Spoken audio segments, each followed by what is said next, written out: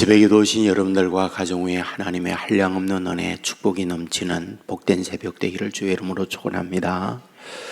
오늘 본장에는 여러 가지 말씀이 나와 있습니다. 한 여인이 예수님께 말씀하지요. 당신을 낳고 당신의 젖을 먹인 여인이 복이 있습니다. 이 말을 들었던 예수님께서 그보다 내 말을 듣고 지키는 자가 복이 있다, 이 말씀을 해 주십니다. 그리고 어떤 사람이 표적을 구합니다. 그러자 요나의 표적밖에 너에게 보일 표적이 없다, 이 말씀을 하고 있습니다. 또 한 바리새인이 자기 집에 초대하여 식사를 같이 합시다. 그리하여 예수님께서 바리새인과 함께 그 집에 들어갔을 때 식사 전에 손을 닦지 않고 예수님께서 식사하는 모습을 보면서 어찌하여 당신은 손 씻지 않고 먹느냐? 이에 대한 예수님께서 당신들은 겉과 대접은 깨끗하게 하지만 속에는 악독이 가득하다. 그러면서 이 화 있을 진저 외식하는 자들이다, 책망을 하고 있는 말씀이 나와 있습니다. 그리고 율법사가 예수님을 또 시험하게 될 때에 이에 대한 답변의 말씀으로 기록된 것이 오늘 본장의 내용입니다. 이 말씀을 보면서 이 시간 우리 주님께서 저와 여러분에게 원하는 바가 무엇이겠느냐라는 거죠. 사실 예수님께서 이런저런 말씀을 하실 때에 말씀에 면면이 흐르고 있는 중심이 있구나라는 거였어요. 중심이라는 게 뭐일까? 무엇에 다스림을 받느냐라는 거였습니다. 자, 이제 이렇게 말하고 있죠. 예수님께 당신을 낳아서 당신에게 젖 먹인 그 여인이 복이 있다라고 할 때 사실 진정한 복은 말씀을 듣고 지키는 자가 복이 있다 말씀합니다. 무슨 말일까요? 말씀에 다스림을 받는 그 사람이 진짜 복이다 라고 예수님께서 말씀하고 있구나라는 거예요. 또한 이제 어떤 사람이 표적을 구하게 될 때에 진정한 표적은 요나의 표적밖에 보일 표적이 없다. 그리고 나서 이어 하는 말씀이 있습니다. 그 이어 말씀하는 건 두 가지 말씀을 해요. 하나는 남방 여인이 솔로몬의 지혜를 듣고 그 지혜를 듣기 위하여 그 먼 곳에서 유다 바로 예루살렘에 있는 솔로몬에게까지 왔다. 사실 그 지혜의 말을 듣고 지혜의 말의 다스림을 받고자 하는 그 여인, 얼마나 진정한 복 있는 여인이냐, 왕이냐라고 하는 말씀을 해요. 그리고 이어서 요나가 니느웨 성에서 말씀을 전하게 될 때 니느웨 사람이 그 말씀을 듣고 감동을 받고 회개하는 이 사람이야말로 진정한 복이 아니냐, 이 말씀을 합니다. 그러니까 이러한 일련의 말씀들이 하나같이 뭐다? 결국 어떤 말씀을 듣고 감동을 받고 변화를 받고 이것이 진정한 축복이요 진정한 복이다라고 하는 말씀을 해줍니다. 또한 바리새인에 대한 책망의 이야기를 보십시오. 장로의 유전을 따라 음식을 먹기 전 손을 닦고 정결하게 한 이후 손으로 음식을 먹는 것이 당시의 관례였고 예법이었습니다. 하지만 예수님께서는 그러하지 아니했던 거죠. 이에 대하여 비난을 하죠. 그러자 예수님께서 너희들은 외식하는 서기관들과 바리새인이다, 마태복음 23장에 말씀한 그 부분이 오늘 본장에 나와 있는 걸 봅니다. 핵심이 무엇입니까? 너희들은 회칠한 무덤과 같다. 당시의 무덤을 외모에 화려하게 꾸며 놓습니다. 하지만 그 속은 썩은 시체가 있는 거죠. 그러니까 너희들의 모습이 그와 같이 같다.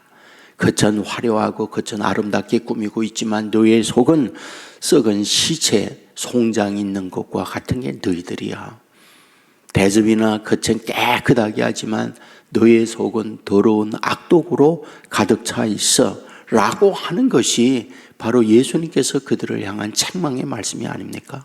무슨 말입니까? 그천 아름답게 화려하게 사람들의 체면을 보고 사람들의 시선을 보고 자기의 근사한 모습을 보이려고 하지만 진정 하나님께서 원하는 것이 무엇이냐? 너희의 중심에 하나님의 말씀에 다스림을 받는 이 사람이야말로 우리 주님이 원하는 바다. 이것을 말씀을 하고 있는 게 아닙니까? 여러분, 똑같습니다. 저와 여러분도 세상 살아갈 때에 저와 여러분의 인생을 결정짓는 것은 나의 외모적, 나의 직업적 이러한 여러 가지 근사한 사람들이 보이는 것에 의하여 결정짓는 게 아니에요. 내 안의 중심에 무엇이 나를 이끌어 가는가, 무엇이 나를 다스려 가는가, 실상은 그것이 그 인생을 결정짓는다는 거 우리 너무나 잘 알잖아요. 성경은 이 부분을 분명히 말씀해요. 마태복음 15장 17절 이하에 보면 입으로 들어가는 모든 것은 배로 들어가서 뒤로 내버리는 줄 알지 못하느냐.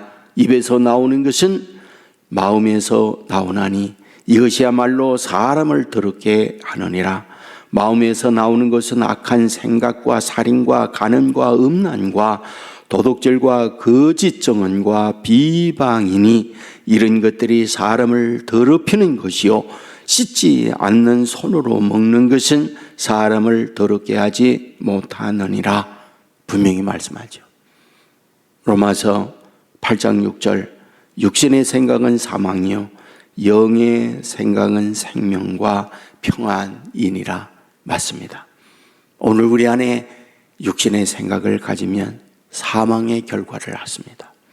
그러나 우리 마음에 영의 생각을 가지면 생명과 평안을 가져온다 말씀을 하고 있습니다.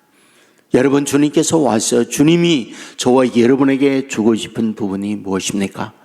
말씀의 다스림을 받는 사람이 되기를 그렇게 원하세요. 왜? 말씀의 다스림을 받으면 그 말씀이 저와 여러분의 영혼을 살찌우기 때문에 그렇습니다. 말씀의 다스림을 받으면 그 말씀의 능력을 듣는 사람 되게 하기 때문에 그렇습니다. 말씀의 다스림을 받으면 이 세상을 살아가게 될 때에 힘들고 어려운 난관을 극복하는 능력을 덧입기 때문에 그렇습니다. 우리가 말씀에 기록된 하나님의 사람들 다 하나같이 무엇의 다스림을 받느냐, 이것이 그의 인생을 결정짓는다는 걸 우리에게 보여주고 있는 거잖아요. 세상에 오만 더러운 추악에 취하여 있다 할지라도 말씀을 따라 살아가게 되어지면 그래 말씀대로 될지어다 라는 것이 복음서에 예수님께서 끊임없이 놓지 않고 주의 자녀들에게 주시는 말씀이잖아요. 저는 여러분에게 드리고 싶은 부분이 있다고 그러면은 우리는 수없이 두 개의 현실에서 갈등을 하는 거예요. 두 개의 현실이란 무엇입니까? 눈에 보이고 들려지는 것들이에요. 보여지는 것, 들려지는 것. 우리는 육의 눈을 갖고 있기 때문에, 육의 귀를 갖고 있기 때문에 여기에 자유로울 수는 없어요. 어떤 거대한 대적이 내 앞에 오면 그 대적을 보면서 우리는 두려워 떨 수밖에 없는 것, 그게 우리 인간이에요. 어쩔 수가 없어요. 어떤 부정적 이야기를 들으면 내 안에 분노와 나를 향한 어떤 공격적 비난의 말을 들으면 화를 내고 그를 향한 상대적인 공격을 해댈 수밖에 없는 것, 유한한 인간의 우리의 모습이에요. 성경은 이것을 너무 잘 보여주잖아요. 가데스 바네아에 이르게 되었을 때 모세가 12명의 정탐꾼을 가나안에 40일 동안 보냅니다. 돌아왔을 때에 그들이 본 것 그대로 얘기해요. 그곳에 거대한 성이 있습니다. 그곳에 살고 있는 이들이 거인들이 있습니다. 그들과 우리를 비교해 보면 그들 앞에 우리는 메뚜기에 불과합니다. 단순히 거인 옆에 난장이 자기의 모습을 보면 당연히 그와 같은 보고 들려지는 것에 의한 평가를 내릴 수밖에 없잖아요. 그게 인간이니까. 12명 가운데 10명, 가장 인간적 보이는 것, 들려지는 것에 의한 상식적 판단을 한 사람이 10명이잖아요. 그들이 정상이잖아요. 400년 동안 노예 생활하고 먹지 못하고 키가 정상 발육이 되지 못한 그들이 가나안에서 성을 짓고 거대한 거인으로 살아가고 있는 그들 앞에 메뚜기라는 말 정상이잖아요. 그런데 여호수아와 갈렙은 어떻습니까? 이와 같이 자기들이 보고 자기들이 비교하고 자기들이 들려진 것에 의하여 좌우되지 않는 거예요. 하나님의 주시는 말씀을 붙드는 거예요. 말씀이 무엇입니까? 적과 꿀이 흐르는 땅, 내가 너희들을 위하여 준비한 땅이야, 너희 땅이야 라고 말씀한 그 말씀을 붙드는 거예요. 그런데 어떤 일? 여호수아 갈렙에게 그 말씀을 붙들고 가니까 말씀대로 여호수아 갈렙만 가나안에 들어가는 거예요. 나머지는 광야에서 다 죽습니다. 그러면 여호수아 갈렙과 함께 가나안에 들어간 사람이 누구인가요? 광야에서 태어난 사람들만 들어간 거예요. 이것이 우리에게 주는 매우 중요한 메시지예요. 지금 저와 여러분의 삶 똑같습니다. 현실의 어떤 상황을 비교해보고 상황이 들려지는 말에 우리는 육의 눈과 육의 귀를 갖고 있기 때문에 흔들릴 수밖에 없고 좌우될 수밖에 없는 한계적 인생이에요. 그러나 믿음의 사람이란 무엇입니까? 이런 여러 가지 들려지는 보여지는 것이 있지만 주께서 주시는 말씀을 더 소중하게 여기고 그 말씀을 붙들고 말씀의 다스림을 받으면 말씀대로 저와 여러분에게 축복 준다는 것이 성경의 약속이라는 거예요. 이것을 꼭 붙드세요. 이것을 꼭 붙드세요.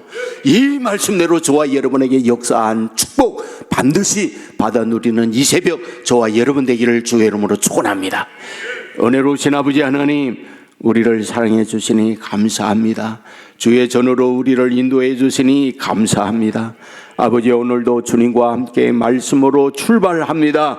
아버지 하나님이여, 보이는 것에 의한 다스림이 아니라 들려지는 것에 흔들림이 아니라 우리에게 주시는 말씀의 다스림을 받는 이가 복이 있다 말씀하고 있사오니 주여, 원하옵는 것은 우리에게 주시는 복된 말씀, 축복의 말씀을 붙들고 나아가는 믿음의 사람들 되게 하여 주옵소서.